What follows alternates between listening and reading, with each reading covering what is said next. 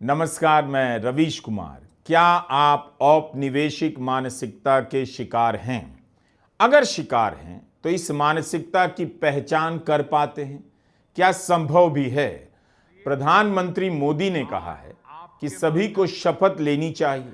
पूरे देश से एक आह्वान करना चाहता हूं। अगले 10 साल में हमें संकल्प लेकर चलना है कि मैकाले ने भारत को जिस गुलामी की मानसिकता से भर दिया है, उस सोच से मुक्ति पाकर के रहेंगे कि 10 साल में इस मानसिकता को जड़ से उखाड़ फेंकेंगे।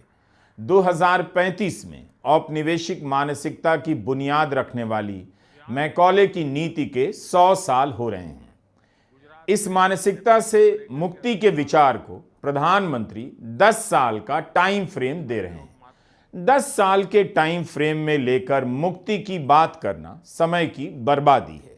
फिर भी अगर प्रधानमंत्री मोदी इस बात को 2022 से ही दोहराए जा रहे हैं तो गंभीरता से लेनी चाहिए। क्या कोई भी समाज शपथ लेकर औपनिवेशिक मानसिकता से मुक्त हो सकता है? 2035 में पता चलेगा। प्रधानमंत्री मोदी ने जिस सभा में यह बात कही उसका आकार छोटा था। एक हॉल में कितने ही लोग हो सकते हैं? 200-500। जिन लोगों ने इस बात पर तालियां बजाईं, प्रधानमंत्री को उन्हें ही अपना सैंपल बना लेना चाहिए। सबसे पहले उन्हीं को औपनिवेशिक मानसिकता से मुक्ति का कोर्स उपलब्ध कराना चाहिए और डाइटिंग प्लान की तरह नजर रखनी चाहिए कि ये लोग औपनिवेशिक मानसिकता से मुक्त हो रहे हैं या नहीं, अपनी आदतों को बदल रहे हैं या नहीं। इनके जीवन में मौजूद औपनिवेशिक मानसिकता के तत्वों की पहचान की जानी चाहिए और अगले साल जब इंडियन एक्सप्रेस रामनाथ गोयनका पुरस्कार का आयोजन करे तो उसमें प्रधानमंत्री मोदी को ही बुलाए और प्रधानमंत्री मोदी अपने इस सैंपल को देश के सामने रखें। बताएं कि जो लोग 2025 में इस हॉल में थे, 2026 में भी लाए गए हैं, इनके भीतर से औपनिवेशिक मानसिकता कैसे कैसे खत्म हुई है और 2035 तक पूरी तरह से जब ये औपनिवेशिक मानसिकता से आजाद हो जाएंगे तब किस तरह दिखेंगे, उसका सैंपल प्रधानमंत्री अगले साल दिखा सकते हैं। बता सकते हैं 2025 में ये लोग क्या खाते थे, अब क्या खाते हैं, क्या पहनते थे, अब क्या पहनते हैं, वगैरह वगैरह, एटसेट्रा एटसेट्रा एंड एटसेट्रा। इनके हाव भाव में गुलामी की मानसिकता कम हुई है या नहीं, सारा देश देखेगा। मेरा अपना मानना है कि औपनिवेशिक मानसिकता से मुक्ति के इस प्रोजेक्ट में प्रधानमंत्री मोदी को इन लोगों से ज्यादा बेहतर कोई और सहयोग नहीं करेगा। ये भी स्वेच्छा से इस प्रोजेक्ट में खुशी खुशी शामिल हो ही जाएंगे, वरना ईडी का एक फोटो इन्हें दिखाया जा सकता है। हम लोग भी इनमें आ रहे बदलावों को देखकर तय कर सकेंगे कि अच्छा, ये औपनिवेशिक मानसिकता होती है और इससे मुक्ति के बाद लोग ऐसे नजर आते हैं।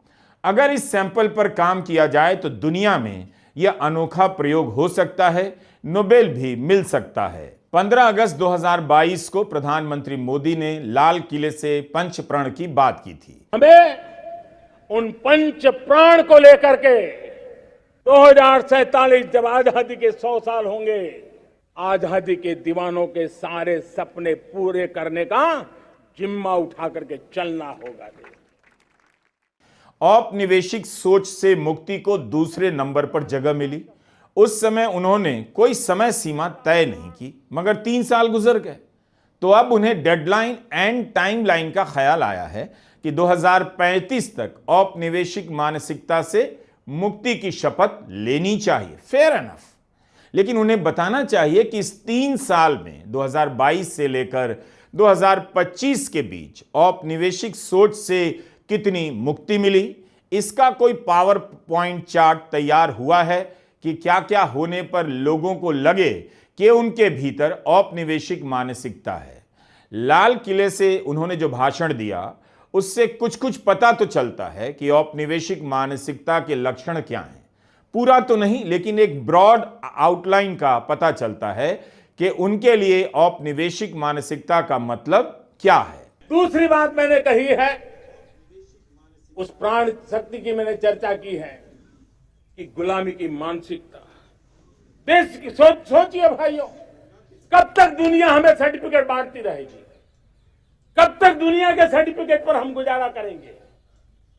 क्या हम अपने मानक नहीं बनाएंगे? क्या 130 करोड़ का देश अपने मानकों को पार करने के लिए पुरुषार्थ नहीं कर सकता है? हमें किसी भी हालत में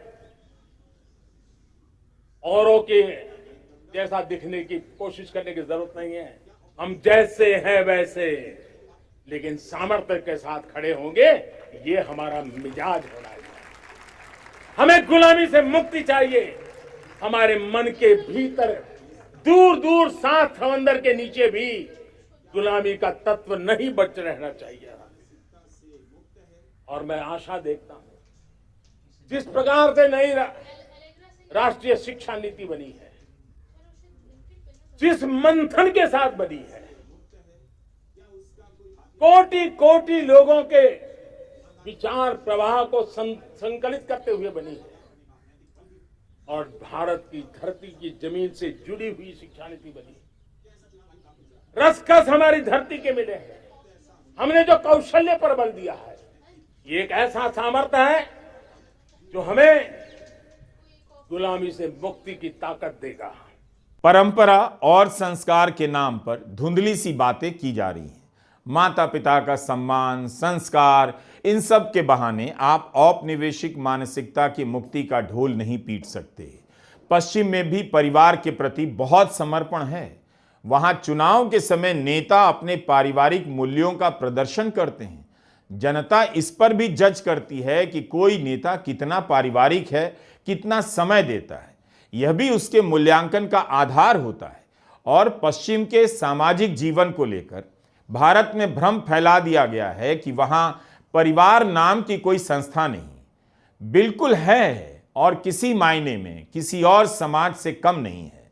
यही नहीं, पूरे देश को बताना चाहिए कि औपनिवेशिक मानसिकता का शिकार कौन कौन है। कुलीनों की वह सभा जिसमें प्रधानमंत्री मोदी भाषण दे रहे थे, या वह भीड़ जो छठ के समय ट्रेनों में लदाकर सफर करती है। जिस समाज तक राज्य का कुछ भी नहीं पहुंचा, ना उसकी अच्छी शिक्षा पहुंची है, ना सुविधाएं, क्या वह हिस्सा भी औपनिवेशिक मानसिकता का शिकार है? पटना में गंगा के तट पर पुलिस की भर्ती के लिए तैयारी कर रही इन लड़कियों तक क्या औपनिवेशिक मानसिकता पहुंच गई है, या भर्ती हो जाने के बाद पहुंचेगी? जब ये सिपाही बन जाएंगी, जिन लड़कियों की भर्ती नहीं होगी, वो तो इस मानसिकता से बच भी सकती हैं। पुलिस का मॉडल क्या है? क्या वह औपनिवेशिक मानसिकता से मुक्त है? क्या उसका कोई भारतीय मॉडल है? क्या कहीं पर कोई ऐसा मॉडल मिला है जिसमें ईमानदारी, करुणा, निर्भीकता और गलत पाए जाने पर प्रधानमंत्री के खिलाफ एफआईआर करने का नैतिक बल भी हो? सुप्रीम कोर्ट ने कहा था, चुनाव आयुक्त ऐसा होना चाहिए जो प्रधानमंत्री की भी जांच कर सके। क्या ऐसा चुनाव आयुक्त आपको नजर आता है? इस बात पर आप यकीन कर भी पाएंगे? क्या सत्ता का मॉडल जिसमें प्रधानमंत्री से भयभीत हुआ जाता है, उनके आगे नतमस्तक हुआ जाता है, न्याय से लेकर तमाम व्यवस्थाएं झुकी नजर आएं, ऐसे किसी मॉडल में आप भारतीय या औपनिवेशिक मॉडल में फर्क कर सकते हैं? मैकॉले ने कहा था कि ब्रिटिश शिक्षा प्रणाली का मकसद है अपनी सरकार के लिए समर्थन जुटाना, पढ़े लिखे भारतीयों का ऐसा वर्ग तैयार करना जो उसकी नौकरशाही में काम कर सके, सरकार के प्रति निष्ठावान हो और बदले में सरकार प्रतिष्ठा और सुविधा प्रदान करे ताकि सरकार को स्थिरता मिले, ब्रिटिश हुकूमत का कहीं कोई विरोध ना हो। लेकिन क्या ऐसा ही हुआ? ऐसा नहीं हुआ, उल्टा हो गया। उन्हीं नौकरियों को छोड़कर लोग भारत की आजादी की लड़ाई में कूद पड़े। उनमें आत्मविश्वास आ गया कि वे भी इस व्यवस्था को चला सकते हैं। गांधी का जो आंदोलन था वो हर तरह की औपनिवेशिक सोच के खिलाफ आंदोलन था। लोग धरना प्रदर्शन करने लगे। आज अगर कोई धरना प्रदर्शन करने निकलता है तो पुलिस घेर लेती है। दिल्ली में हवा में जहर है, इसके खिलाफ लोग निकले तो उन्हें घेर लिया गया, उन्हें हिरासत में ले लिया गया। किसान आंदोलन के साथ क्या हुआ, उसके आगे कटीली तारें बिछा दी गई। सोनम वांगचुक ने प्रदर्शन किया तो जेल में डाल दिया गया, 50 दिनों से अधिक समय से जेल में है। अंग्रेजों के समय प्रदर्शन को सरकार विरोधी कहा जाता था, आज भी वही कहा जाता है। तो क्या मानसिकता बदल गई?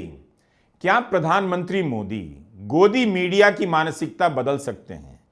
जी हुजूरी की जो मानसिकता है, जिसकी पहचान औपनिवेशिक सत्ता से की जाती है, क्या उसमें बदलाव ला सकते हैं? 10, 20, 25 चैनलों की बात है, वहीं प्रयोग कर ले।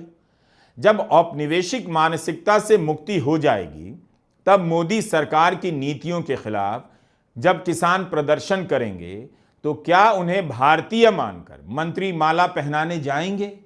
अंग्रेजों के समय के बनाए कानून को हटा देना औपनिवेशिक मानसिकता से मुक्ति का एक उदाहरण हो सकता है, लेकिन उसकी जगह धाराओं के नंबर बदलकर, सेक्शन के नंबर बदलकर जस का तस कानून रख देना कहीं से भारतीय सोच का प्रतीक नहीं। कहा तो यही गया कि आईपीसी की जगह भारतीय न्याय संहिता गुलामी की मानसिकता से मुक्ति का आह्वान है, लेकिन क्या वाकई में ऐसा हुआ या केवल भारतीय नाम रख दिया गया? आजादी के 77 साल बाद आपराधिक न्याय प्रणाली, हमारी क्रिमिनल जस्टिस सिस्टम पूर्णतया स्वदेशी हो रही है और भारतीय इथोस के आधार पर ये चलेगी। क्या भारतीय न्याय संहिता औपनिवेशिक मानसिकता से मुक्ति का एक ब्लूप्रिंट है? उसमें कितनी मुक्ति है? कपिल सिब्बल सुप्रीम कोर्ट के वरिष्ठ वकील हैं। उन्होंने इसी पर एक शो किया, दिल से, उनका यूट्यूब चैनल है और इस कार्यक्रम में अच्छी बातचीत होती है। इसमें सिब्बल ने इसी पर बहस की कि जो भारतीय न्याय संहिता लाई गई है उसमें भारतीय कितना है, वो औपनिवेशिक सोच से कितना मुक्त है। इस शो का नाम दिलचस्प है, टाइटल मरणोपरांत मैकॉले को श्रद्धांजलि, पोस्थुमस ट्रिब्यूट टू लॉर्ड मैकॉले। मतलब मैकॉले के काम को ही दोहराकर उसे श्रद्धांजलि दी जा रही है। इस बातचीत में सुप्रीम कोर्ट के पूर्व जस्टिस मदन लोकुर ने कहा कि सिर्फ भारतीय कह देने से भारतीय नहीं हो जाता। क्या आप बायोडाइवर्सिटी एक्ट को भारतीय कह रहे हैं? क्या इसे भारतीय बायोडाइवर्सिटी एक्ट कहेंगे? सिर्फ आईपीसी की जगह जो संहिताएं आई हैं उसे ही भारतीय क्यों कह रहे हैं? बाकी कानून भी तो भारतीय हैं। क्या भारतीय फाइनेंस एक्ट कहेंगे? कपिल सिब्बल के इस शो से यह बात निकल कर आई कि भारतीय न्याय संहिता में 90 से 95% कानून जस के तस हैं, आईपीसी के ही हैं। सिर्फ 5 से 7% में बदलाव किए गए हैं और इनमें भी काफी विवाद है। ऐसे 2 बड़े प्रस्ताव हैं जिनमें औपनिवेशिक मानसिक